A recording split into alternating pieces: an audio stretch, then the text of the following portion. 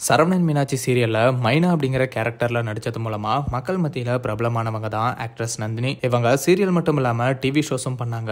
அதே சமயம் இப்போ சினிமாலையும் சில படங்கள் நடிச்சிட்டு வராங்க. யூடியூப்லயும் மைனா விங்ஸ் லவ் ஆக்ஷன் டிராமான்னு இப்படி 2 சேனல்ஸை அவங்க கணவர் யோகேஷ் கூட சேர்ந்து ரன் பண்ணிட்டு வராங்க. இவங்க யூடியூப் சேனலுக்குனே ஒரு தனி ரசிகர் பட்டாலுமே இருக்குன்னு தான் சொல்லணும். அவங்க சேனல்ஸ்ல பிளாக்ஸ் மட்டுமே போட்டுட்டு வந்த இந்த கப்பல் இப்போ லவ் ஆக்ஷன் டிராமா சேனல்ல மைனாவோட கணவர் யோகேஷோட டைரக்ஷன்ல ஷார்ட் பிலிம்ஸையும் பப்ளிஷ் பண்ணிட்டு வராங்க. இவங்களோட மலடி அப்படிங்கிற ஷார்ட் பிலிம் ரொம்ப பெரிய அளவுல ஹிட் ஆச்சு. அதை தொடர்ந்து புள்ளத்தாச்சி அப்படிங்கிற வெப் சீரிஸை இப்போ ஸ்டார்ட் பண்ணிருக்காங்க. இப்போ வரைக்கும் 3 எபிசோட்ஸ் பப்ளிஷ் ஆயிருக்கு. அடுத்த எபிசோட்காக வெயிட் பண்ணிட்டு இருந்த ஃபேன்ஸுக்கு மைனா நந்தினியும் யோகேஷும் இப்போ ஒரு ஷாக் கொடுத்திருக்காங்க. இவங்க சமீபத்துல ஸ்ரீலங்கா ஒரு ஈவென்ட்காக போயிருந்தப்போ அங்க இந்த புள்ளத்தாச்சி சீரிஸோட மத்த எபிசோட்ஸை கிட்டத்தட்ட 11 நாள் ஷூட் பண்ணி 7 எபிசோட்ஸ் எடுத்திருக்காங்க. அதுக்கப்புறம் 800 GB வரக்கூடிய இந்த ஃபுட்டேஜஸ் ஃபைல்ஸை ஹார்ட் டிஸ்க்ல காப்பி பண்ணிருக்காங்க. ஸ்ரீலங்கால இருந்து வந்து இவங்க எடிட் ஸ்டார்ட் பண்றதுக்காக ஹார்ட் டிஸ்க் எடுக்கும்போது அந்த ஃபைல்ஸ் எல்லாம் எரர் ஆகியிருக்கு. எதனால இந்த எரர்னு செக் பண்ணி பார்த்தப்பதான் ஹார்ட் டிஸ்க் கீழே விழுந்து மதர் போர்டு ஃபால்ட் ஆகி இருக்கிறது தெரிய வந்திருக்கு. இந்த சம்பவத்தை பத்தி மைனா நந்தினி அண்ட் யோகேஷ் என்ன சொல்லியிருக்காங்கன்னா,